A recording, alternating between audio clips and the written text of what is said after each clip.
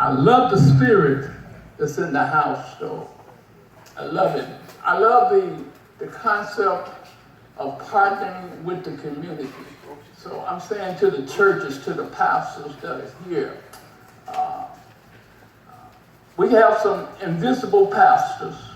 I don't know why I keep jumping that, but we have some invisible pastors, leaders,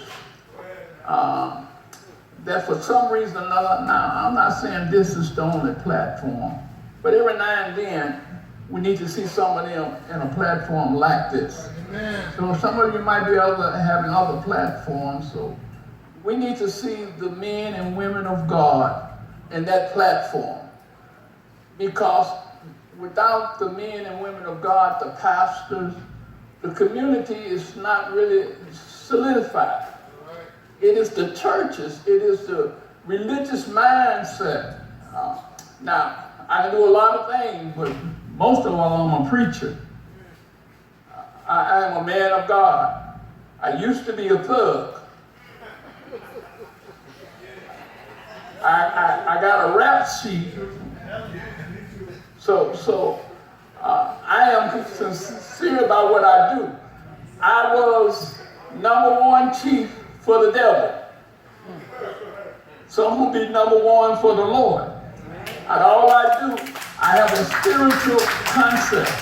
I try to maintain a spiritual appetite because the community need a God in their life. And we, as pastors and the men and women of God, we partner with the community. Everybody don't have to endure our doctrine, but they have to endure our love for the community, our compassion for them. I don't preach from a doctrine, I preach from love. Yes. I love the people. Whether you're in the Baptist, the Pentecostal, whatever church you're in, we love the people as pastors. We have one thing in common, and that is helping each other. The Bible says we are workers together in the kingdom. That's not just your church.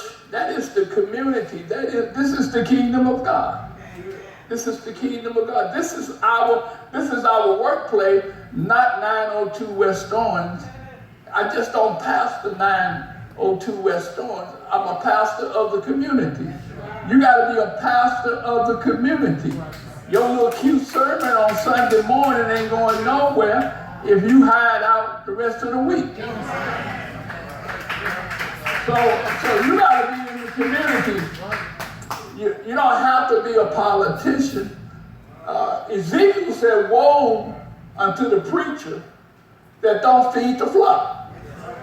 He said, woe to the preacher that don't feed the flock. So we got to stop feasting the flock and feed the flock. You feast the flock when you don't do nothing but Sunday morning. Amen. You fleecing. You're not loving the flock. You love the flock all week long. You don't have to be a politician, but you should know who's in charge of the storehouse.